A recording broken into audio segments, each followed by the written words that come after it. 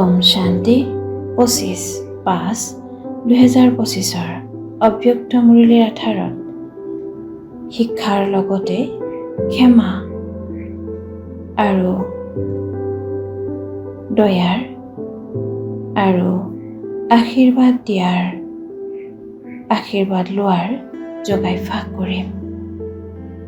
ওম শান্তি। মই এটি পবিত্ৰ আত্মা হওঁ। মোৰ আদি অনাদি স্বৰূপ পবিত্ৰতা স্বয়ং ভগৱানৰ দ্বাৰা মই পবিত্ৰ আৰু যোগী হোৱাৰ বৰদান প্ৰাপ্ত কৰিছোঁ।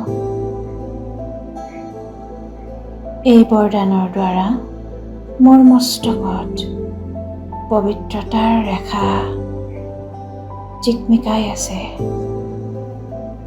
পবিত্ৰতা মোৰ প্ৰকৃত শৃংগাৰ। পবিত্ৰতা সুখ, শান্তি, প্ৰেম, আনন্দৰ জননী হয়। এই পবিত্ৰতাৰ আধাৰতেই দেৱৰূপত মই মাননীয় আৰু পূজনীয় হওঁ। মোৰ মাজত পবিত্ৰতাৰ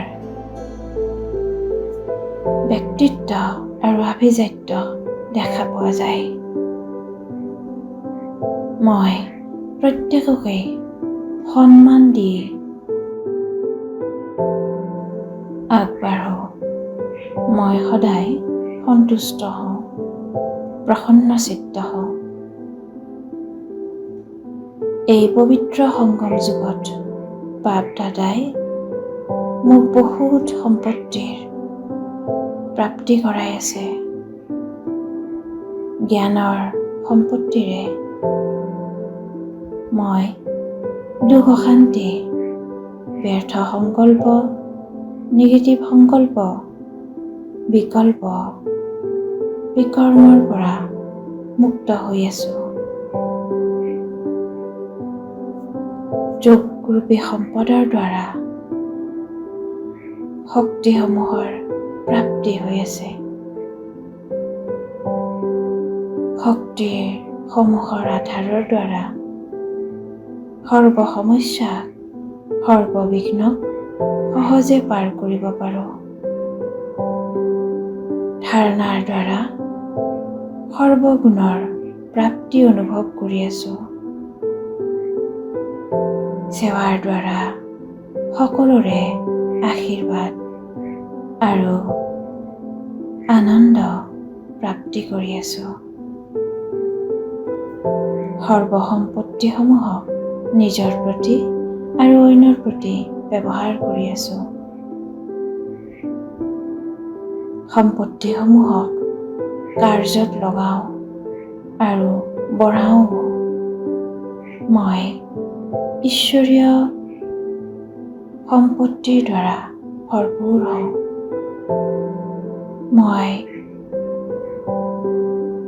মোৰ মাজত কোনো স্থিৰতা নাই। মই পৰমাত্মা মৰম, অবিনাশী মৰম অনুভৱ কৰোঁতা ভাগ্যশালী আত্মা হওঁ। অমৃত বেলাৰ পৰাই যিয়েই পাওঁ, যাকে সাক্ষাৎ কৰোঁ, সকলোৰে দ্বাৰাই আশীৰ্বাদ লওঁ আৰু সকলোকে আশীৰ্বাদ দিওঁ। হয়তো কোনোবাই ক্ৰোধ কৰিবও পাৰে, অভিশাপো দিব পাৰে, বাৰে বাৰে অস্থিৰো কৰিব পাৰে।